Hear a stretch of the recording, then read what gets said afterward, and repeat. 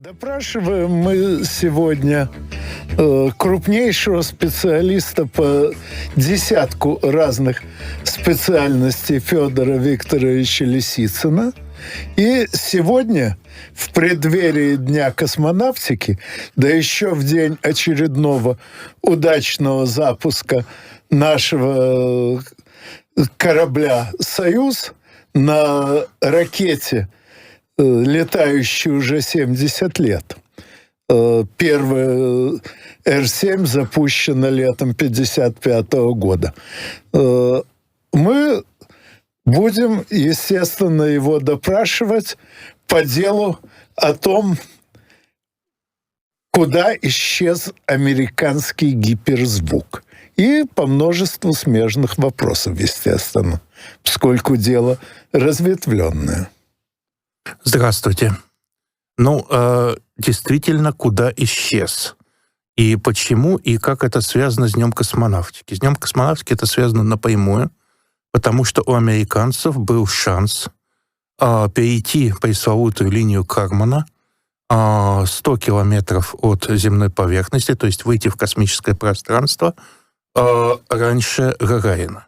На всякий случай поясню, что этот самый Теодор, если не ошибаюсь, фон Карман, предложил провести границу между Землей и космосом на той высоте, где плотность воздуха столь мала, что какие бы то ни было, так сказать, закономерные движения воздушных потоков полностью незаметны на фоне случайных движений молекул. Абсолютно. И американцы тут же на подготовке еще Международного геофизического года 1957 года, легендарное, в общем, международное послевоенное мероприятие ученых всего мира, в ходе какого года и был запущен первый в мире космический объект Советским Союзом, первый спутник в 1957 году. Удачно, так сказать, Сергей Павлович Королёв вписался в это мероприятие.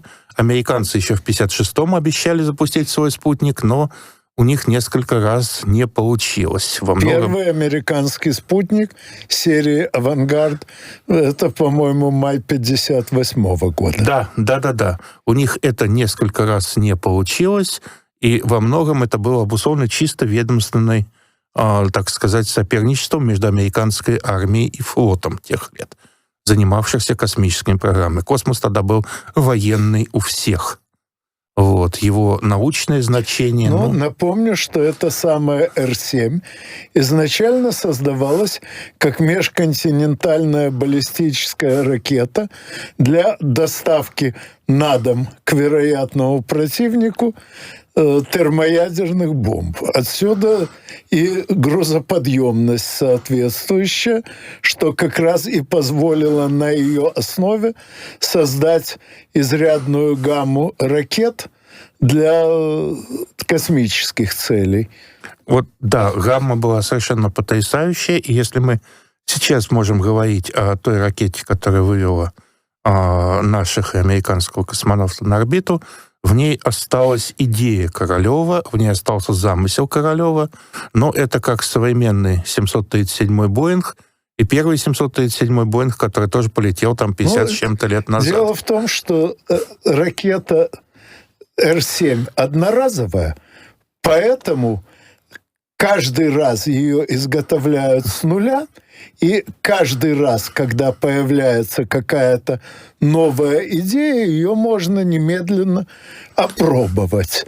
Поскольку там все многократно дублировано, то если идея окажется не очень удачной, то другие компоненты вытянут задачу на себе, а если удачной, то появится эта разработка уже в серии.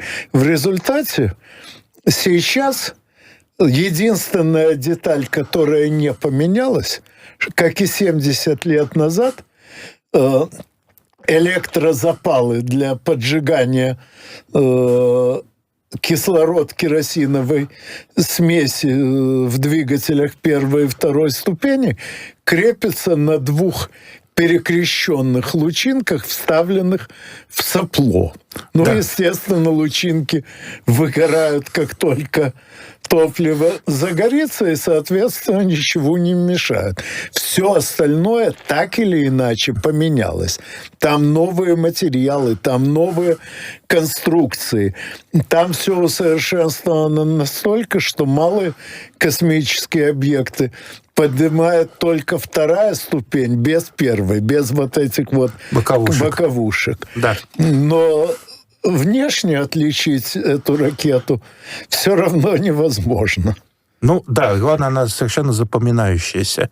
Вот. Но я это клоню к чему? К тому, что тогда, во время подготовки в 1956 году к Международному геофизическому году, вдруг американцы начали опровергать своего же американского, к этому времени уже американского Теодора фон Кармана, великого аэродинамика, по совместительству немножечко конструктора автомобилей, вот, что давайте установим линию Кармана, линию космического пространства на высоте 50 миль статутных американских по 1609 метров. То есть чуть больше 80 километров. А не на 100. Никто тогда не мог понять, в чем логика. Ну, предполагалось, что объект, который может быть запущен на высоту около 80 километров, неизбежно возьмет и высоту в 100 километров. Те же баллистические ракеты, наследники немецкой Фау-2, покрывали эту высоту в подъеме своем. Были уже эксперименты. И советские ракеты, развившиеся из Фау-2, еще там Р-2, ее геофизическая версия, подняла... Ну, собственно, ракета Р-1 это была точная копия Фау-2, хотя в процессе работы над нею придумали множество усовершенствований, которые воплотили в Р-2. Да. Но тогда и Иосиф Виссарионович Джугашвили, определявший стратегические вопросы всех наших высокотехнологичных производств, и Лаврентий Павлович Берия, непосредственно курировавший оборонные проекты, ракетостроение, ядерную энергетику и бортовую электронику. В один голос сказали: вы сначала скопируйте, чтобы, если что-то не пойдет, было ясно, что это не конструкторские ошибки, а технологические проблемы. И когда решим технологические проблемы, тогда у вас будет база для конструирования. Кстати, по той же причине Джугашвили потребовал, чтобы Андрей Николаевич Туполев точно скопировал американский бомбардировщик Б-29, и там даже сделали, по-моему, держатели для чашечек, для стаканчиков с кофе. Нет, на самом деле там сделали пепельницы, которые вот строжайше запрещались у нас. Но при этом точной копии все равно не получилось. Бомбоотсек и некоторые другие узлы, не считая двигателей, там совсем другие. Это к вопросу о копировании. Но копировали Фау-2 не только в Советском Союзе, а американская космонавтика, несмотря на отсутствие Лаврентия Павловича и Иосифа Виссарионовича, двигалась абсолютно теми же путями. Они начали с запусков Фау-2 трофейных, потом собрали несколько Фау-2 по образцу, сделали совершенно фантастическая вещь, которую с завистью Вальтер Дрейнбергер, о нем сегодня еще будет разговор, ведущий конструктор по Фау-2 в Германии, говорил, что «Ох ты, а мы до этого не додумались, а у нас авианосца не были». Они запустили Фау-2 с авианосца. Вот. Ну, у американцев лишние авианосцы были, а у немцев один и тот склад ценных пород дерева. Этот самый граф Цепелин всю войну простоял, как плавучий склад. Но дело не в этом. Дело в том, что без копирования Фау-2 ни одна космонавтика не развивалась, и действительно космические ракеты и в Советском Союзе, и в США появились, когда отошли от прямого копирования. Американцы — это на уровне Тор-Юпитер, начало их космической программы, а у нас, конечно, ракета Р-5, которая вот вся такая не немецкая совсем. Тоже королевская пятерка, И когда Королёв понял, что пятерка — это тупик, она никогда не подымет тот заряд, который от него требовался, термоядерный заряд, вот тогда родилась семерка, где немецкого, в общем-то, только общие идеологии и турбонасосы. Вот. Но мы возвращаемся. Все загадка в 1956 году.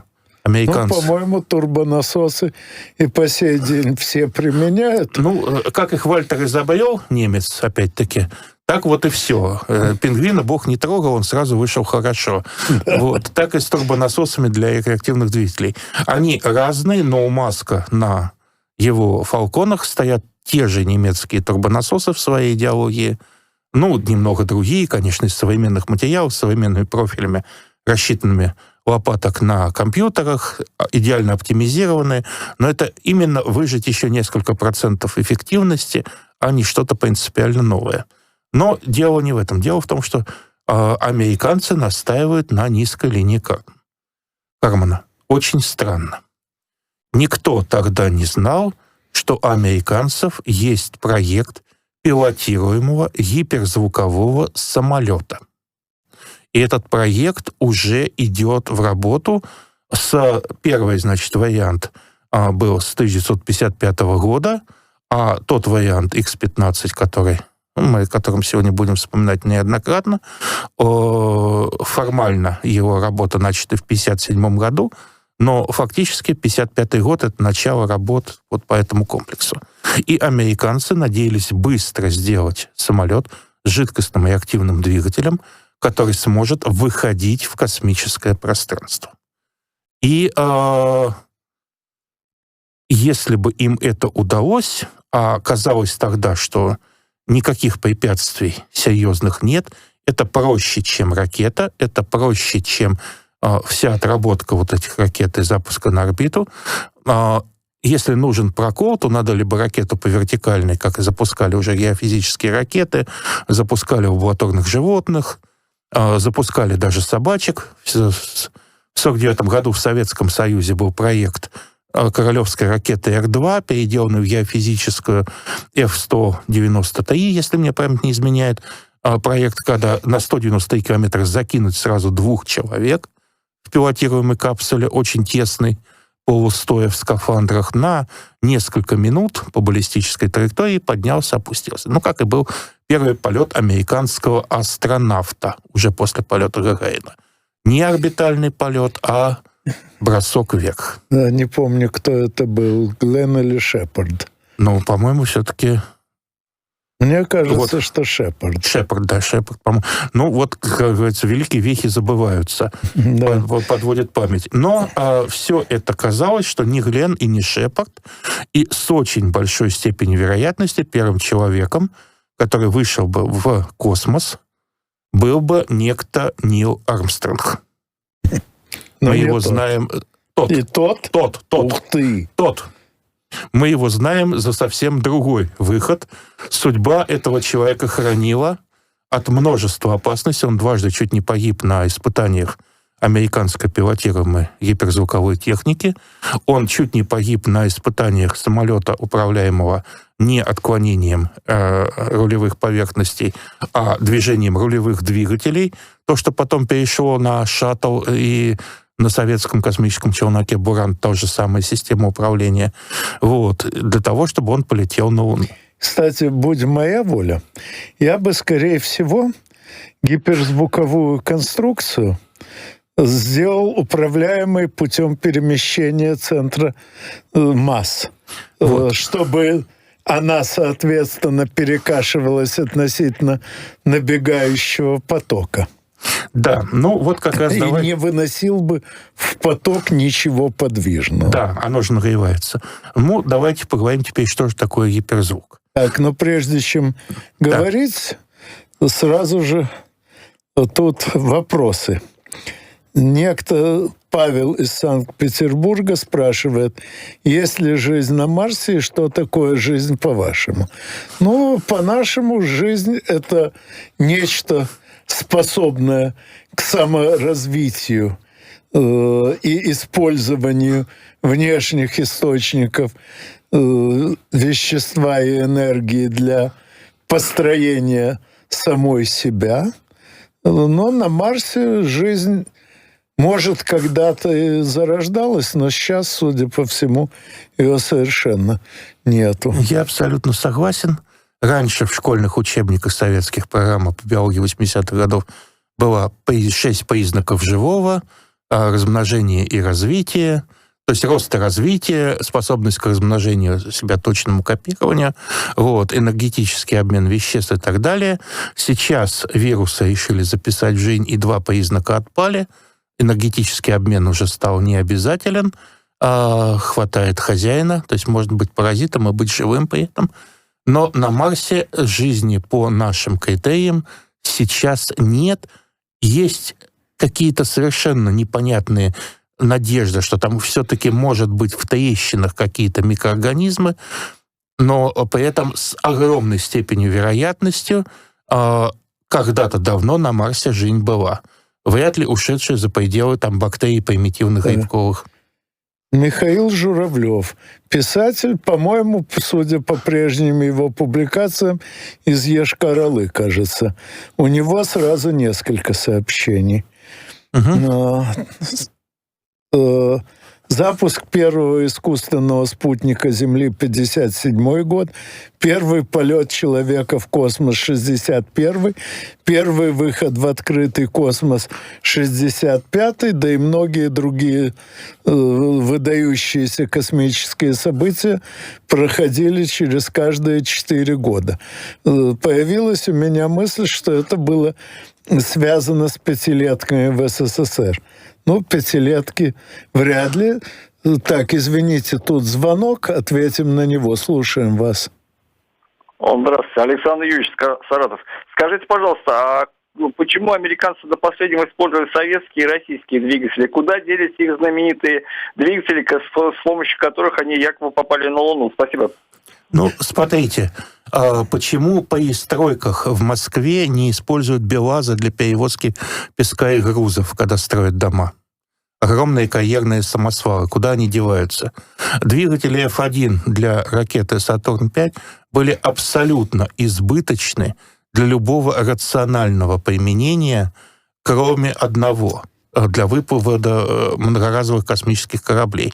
Но об этом мы сегодня постараемся вспомнить, так как у них поменялась вся политика, и руководителя программы «Аполлон», фактически вот этого немца Вернера фон Брауна, сразу после первых успешных полетов тактично оттеснили куда подальше, чтобы о нем никто не вспоминал, и начали с нуля разработку программы Space Shuttle. Вот туда слили и все работы по двигателям, потому что шаттл решили делать не поднимаемым на ракете, каким был советский «Буран», а поднимаемым за счет твердотопливных ускорителей. Фирма «Тиакол», так сказать, обогнала производителей жидкостных двигателей. В результате сверхмощные двигатели американцы делать умели, но не стали, а маломощные двигатели, средней мощности двигатели ракет с подъемной силой там 25 тонн проще было покупать советские. Дешевле. Вопрос дешевизны, вопрос денег, к сожалению, нарушил не только космические программы, и в данном случае, да, американцы умели делать небольшое количество сверхмощных двигателей. Советский Союз освоил серийное производство, поточное производство двигателей ракетных компонентов, как вот Никита Сергеевич Хрущев мечтал делать ракеты как сосиски. Итак, что касается 4 и 5 лет, нет. Тут явно ничего не связано с общегосударственными планами. Это развивалась отрасль по своим планам. У нас звонок, похоже, сорвался. Жаль. Вот. Ну, мы ответили, да, вот звонок. Вот есть звонок, слушаем вас. Здрасте. Здравствуйте. Алло. Да, здравствуйте. А я так понял, что вы вообще о космической и авиационной, так сказать, теме общей говорите. Да, можно задать вопрос? А там это как раз не ясно, это космос или авиация. Это и то, и можно без хлеба. И то. Тогда я вот вам хочу спросить. Я с Крыма. И вот я так понял, что Крым Крым. Его, так сказать, географическое, так сказать, положение, там, это горы.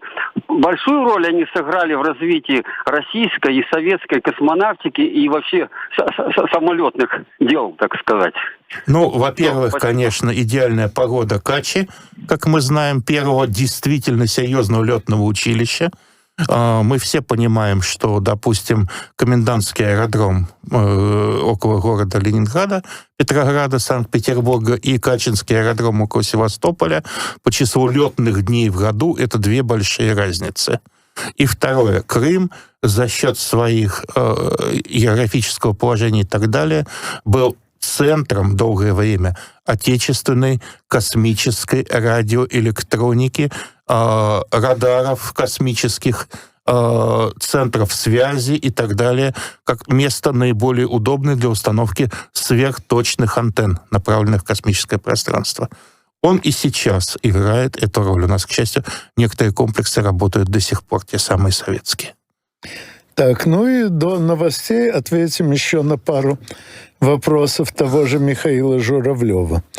Есть мнение, что название R2-D2 дроида из «Звездных войн» взято Лукасом из упомянутого вами названия R2.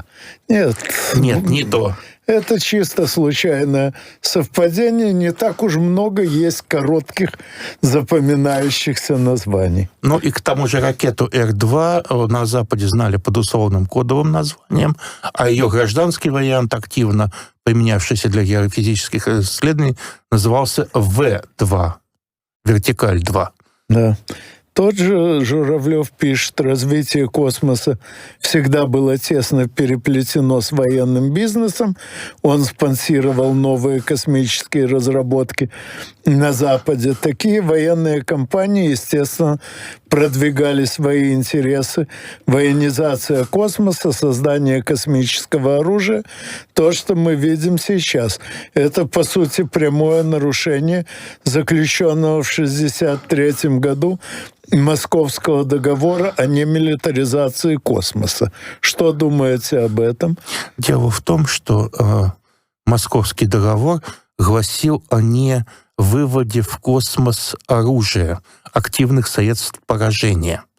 На средства разведки, связи в интересах военного дела он по обоюдному согласию сторон не распространялся, потому что ни Советский Союз, ни Соединенные Штаты, ни даже Великобритания и Франция тогда не собирались расставаться с идеей спутников связи для военных целей.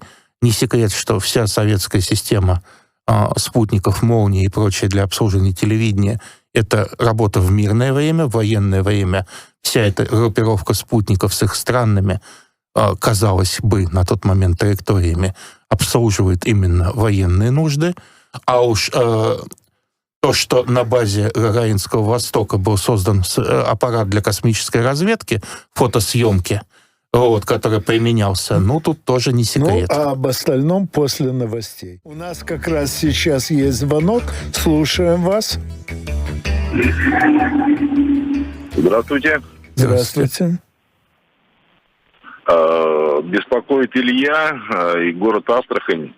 Я хотел поинтересоваться по поводу гиперзвука и почему такой ажиотаж вокруг этого гиперзвука. Ведь по большому счету расклад сил он не меняет на реальных боевых действиях.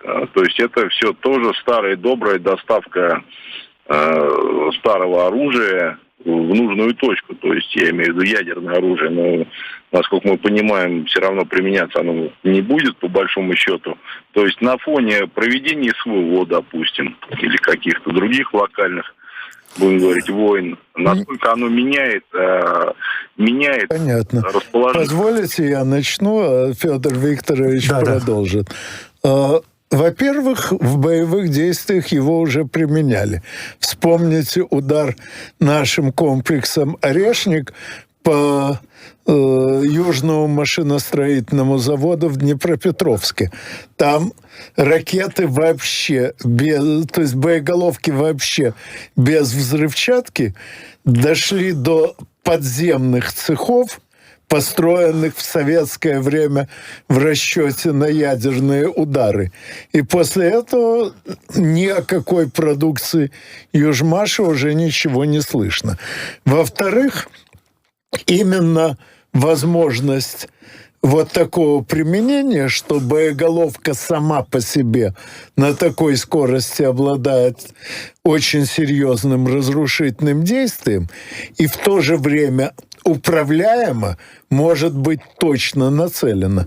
Это дает очень многие эффекты ядерного оружия без его политических неприятных аспектов. А в-третьих, гиперзвук важен еще и потому, что зенитной ракете для перехвата маневрирующей цели нужно самой маневрировать.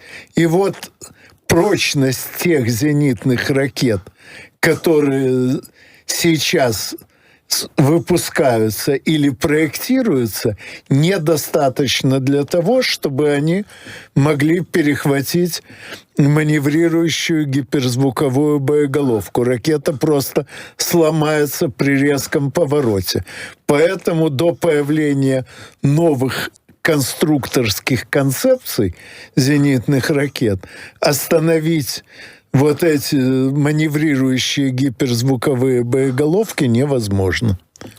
Да, я хотел тогда добавить, что, во-первых, мы дадим определение гиперзвука. Сейчас нет такого канонического.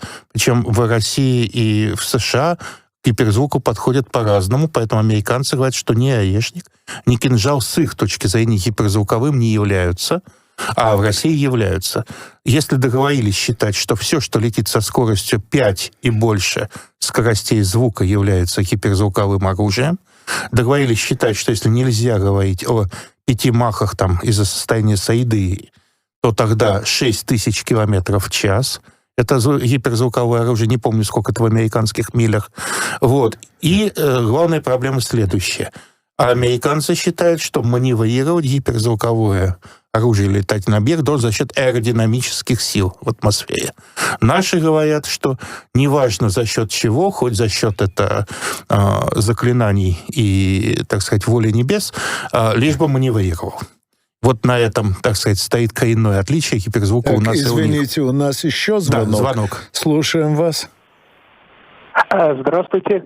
Скажите, пожалуйста, почему вот в процессе СВО орешник применялся только единожды? И второй вопрос. Есть ли у российской космонавтики вот планы, программы полета на Луну и на Марс? Спасибо. Планы полета на Марс у нас есть всегда. Вопросы в выделении средств и так далее на марсианские полеты. Лунная экспедиция сильно затормозилась после прискорбных событий с Луной-25, но надеюсь, что года через 2, в 2027, будет очередной запуск автоматических систем. Пилотируемые пока не...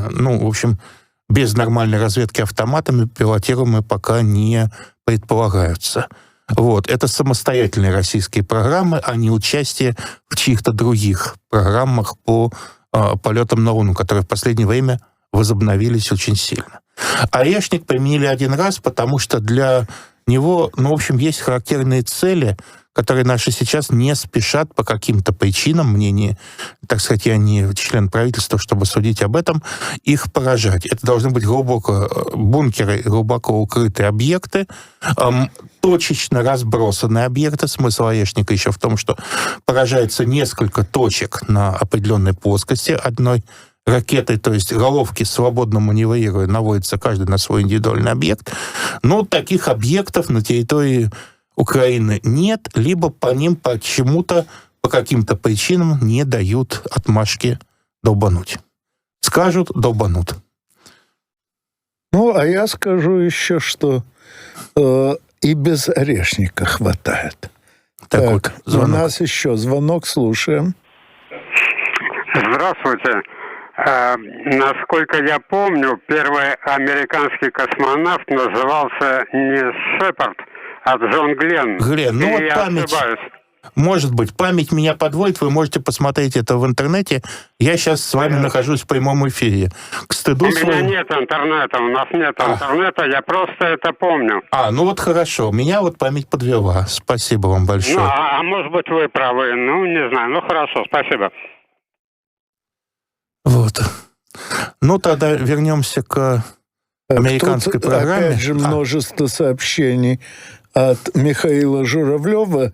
Извините, их так много, что если будем Нам просто тогда зачитывать... проще его прислать в студию и поговорить с ним в студии, наверное. Ну, когда будете собираться в Москву, сообщите на студию, и мы с вами как-то согласуем встречу. Вот. Некто Вадим из Кирова пишет. Недавно разговаривал с Валерием Николаевичем Куприяновым по поводу проекта «Буран». Он сказал, что этот проект на данный момент нецелесообразен для возрождения. А что вы думаете по поводу многоразовых запусков подобных шаттлов сейчас? Ну, скажу то, что неоднократно писал. До тех пор, пока мы пользуемся двигателями на химическом топливе для старта с Земли, многоразовые конструкции нецелесообразны. Почему? Запас энергии в таких системах невелик, ее приходится жестко экономить, а простейший способ сократить массу конструкции – компоновать все ее элементы плотно, без зазоров. А это значит, что невозможно совершенствовать систему, потому что для смены какого-нибудь блока надо разбирать полмашины. А одноразовые конструкции, как я уже говорил, каждый раз делаются с нуля, и там что старую деталь делать, что новую, это одинаково. Поэтому и американские космические челноки 30 лет пролетали без каких-либо усовершенствований, и когда они отлетали положенный срок, оказалось, что все фирмы и специалисты, что их когда-то делали, уже давным-давно переключились на другие задачи, потому что нечего им было делать с челноками. И пришлось новое разрабатывать с нуля.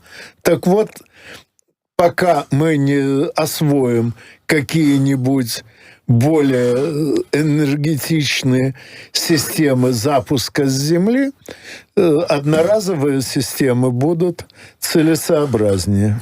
Я тут добавлю, что на самом деле ниша для многоразовых космических систем есть, но эта система по размерности сильно меньше и Space Shuttle, и Бурана. Сейчас в Соединенных Штатах успешно эксплуатируется их, так сказать, летающая реально многоразовый космический корабль Boeing X-37A. У него уже 7 полетов, и один из полетов был рекордный для вернувшегося на Землю космического объекта — 908 суток. Вот. Смысл такого корабля в аэродинамических маневрах как раз на границе линии Картмана для тех или иных исследований. Он может активно менять орбиту, он может активно менять курс, он может на какие-то нырки нырять в почти атмосферу, потом возвращаться в космическое пространство. Так, тут еще один вопрос. То есть такой нужен, но только он размером сильно меньше и Бурана, и... Тут еще вопрос. Почему ракету с ядерной энергетической установкой нельзя использовать в гражданских научных целях для отправки в дальний космос? Отправляют. Но только там эти установки очень маломощные, чтобы в случае аварии при запуске не было большого загрязнения. Да, ну и это действительно та же ракетные буксиры, которые сейчас разрабатываются и уже отдельными компонентами используются, российские, испытываются в космосе, они нужны для дальнего космоса. О, опять звонок. Слушаем. Здравствуйте, Владимир, Москва. Вопрос такого рода. Насколько я понимаю, технически возможно запустить пилотируемый полет куда-то глубоко в космос, относительно глубоко. Как обстоит дело с защитой экипажа? Уже на большом удалении от Земли, до Марса условно. Очень хорошо обстоит дело. Сотрудник СП Королева Багаров, показал еще в конце 60-х годов, что с применением современных видов металлорганических полимеров и так далее противорадиационная защита делается за пределами. Да, человек получит экспозицию раза в 3 или в 4 выше естественного фона на Земле, но даже при полете на 400 с лишним суток это не нанесет ему, это, как говорится, сутки разгребать и ликвидаторы в Чернобыльской или Фукусимской аварии получали больше. Поэтому, да, космическое излучение есть, да, от него есть защита и экранировка, она вполне разумных масс, то есть ни о каких свинцовых холодильниках речи не идет. Это полимерные композиты с тем же свинцом, внедренным в легкие. Но другое дело, что чем бы это все запустить? Для полета на Марс нам надо собрать пилотируемого на 2-3 человек что-то 435 тонн на низкой орбите. Собрать, и чтобы оно спокойно полетело туда. Так, а теперь я волевым образом прекращаю зачитывать вопросы, приходящие в письменном виде, чтобы наконец-то поговорить об американском гиперзвуке, который, по словам Трампа, был у них прям-таки супер-дупер, пока его русские не украли. Да, как раз русские украли. Программа X-15 стартовала, первый полет самолета X-15 был гиперзвукового в 1959 году. Сам он с Земли взлететь не мог. По сути дела, это ракетный планер с жидкостным ракетным двигателем. Его подымал бомбардировщик Б-52, затаскивал на высоту 11-12 километров, а то до 15, где тот стартовал с сбрасываемыми ускорителями, разгонялся и дальше мог подниматься либо вертикально вверх, либо лететь быстро вперед. Только технические проблемы по плану американцы уже в 60-м году должны были превысить 80 километров, а в 1961-м выйти и за 100. Технические проблемы при испытаниях привели к тому, что планы были нарушены. Если бы, как говорится, как сейчас эти авторы проекта говорят, чтобы дали бы больше финансирования, чуть-чуть больше бы внимания, они бы вышли пилотируемым гиперзвуком, потому что всем критериям гиперзвука X-15 соответствовал. Полеты он проводил на скорости 5,5 Маха на той высоте, где он показал скорость 7345 км в час. Для объектов в атмосфере Земли это максимальная скорость пилотируемого полета. Никогда человек не летал в атмосфере, не в космосе, а в атмосфере так быстро. Он поднялся на высоту более 100 километров. Правда, на 193 полета. Таких полетов было 2 реально в космос. По американским нормам, что 50 миль, 80 километров, 13 человек стали астронавтами на программе X-15. Часть из них потом была астронавтами на программе «Аполлон». Кто-то слетал даже и на шаттле. Но они безнадежно опоздали. Проект был, но выйти в космос удалось только в 1962 году. 12 апреля 1961 года показало, что ты можешь быть кем угодно, но ты будешь вторым. Но американцы хотели не просто пилотируемый гиперзвук, они хотели гиперзвуковое оружие. И они создают развитие X-15, который был все-таки экспериментальный самолет, боевую систему X-21 Dinosaur. Dinosaur — это динамический прыжок, одновременно динозавр. В разработке участвовал Дорнбергер, создатель Фау-2 фактически, ведущий конструктор Фау-2 под руководством Вернера фон Брауна, которого уже кинули приказом Кеннеди на будущий проект «Аполлон», полет на Луну, а Деренбергер доводил динозавра.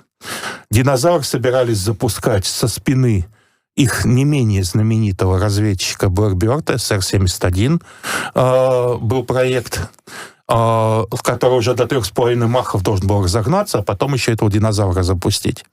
И до 1966 года планировался первый полет, готовились летчики, в том числе Нил Армстронг, на этот проект. Внезапно, как отрезало, финансирование прекратилось.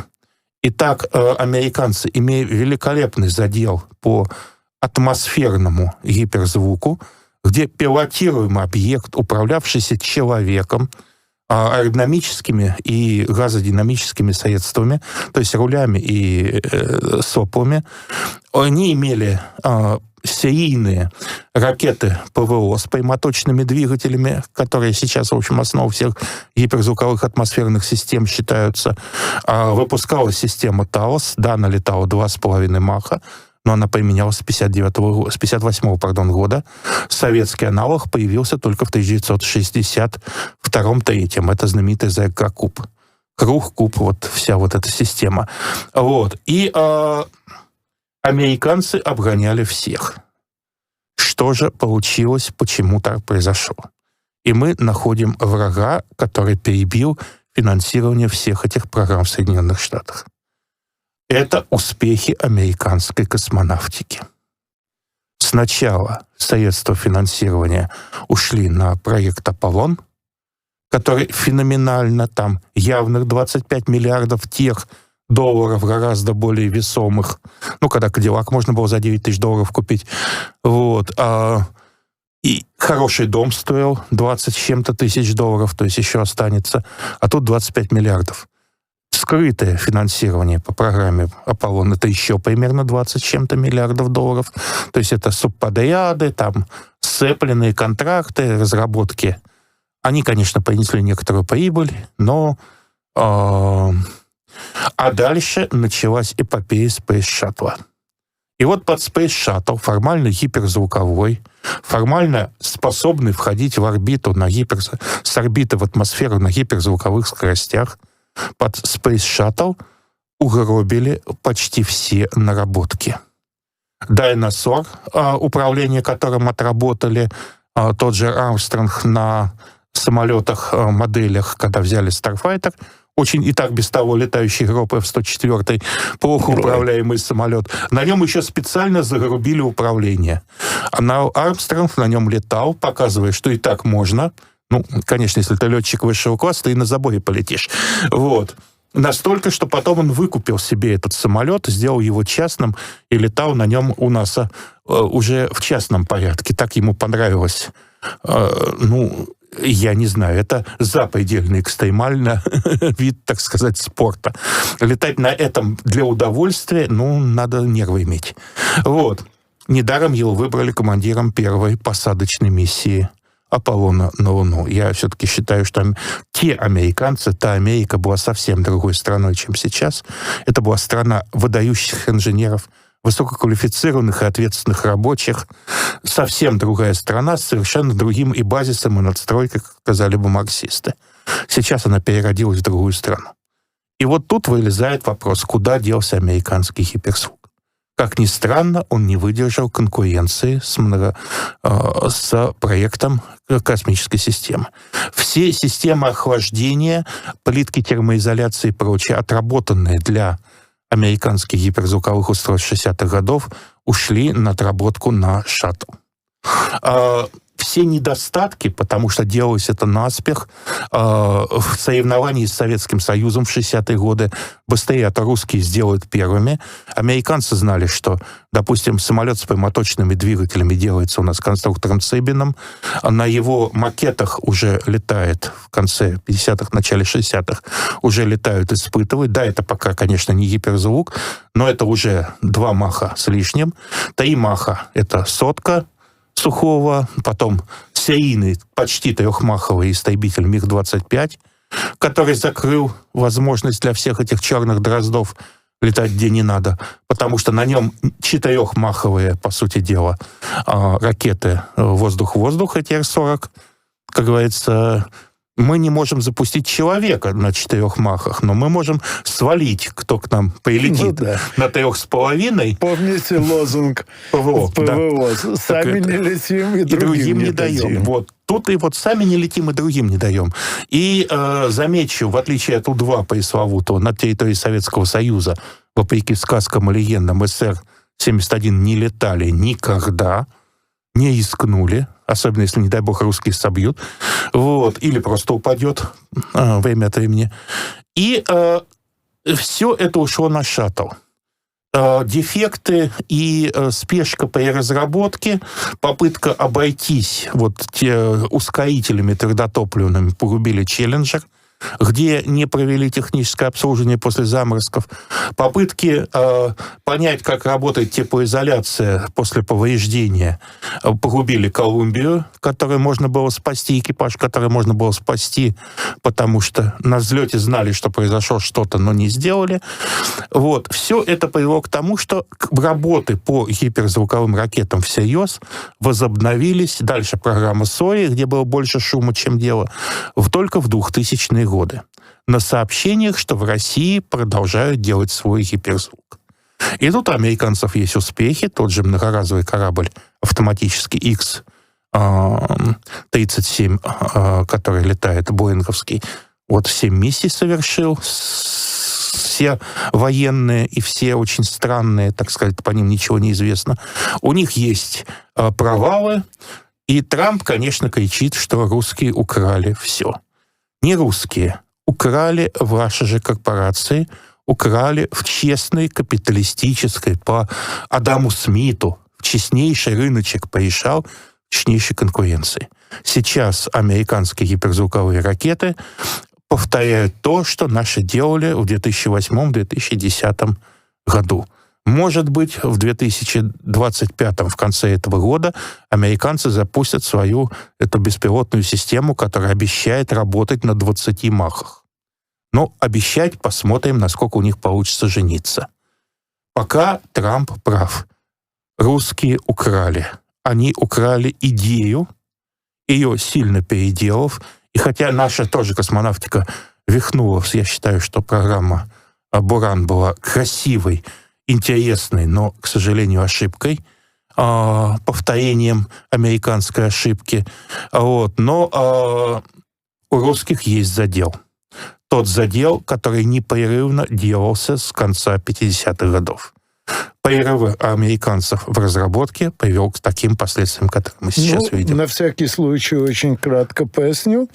Перерыв в разработке приводит к тому, что теряется главное — человеческий опыт. А без него ничего не работает. Но об этом потом.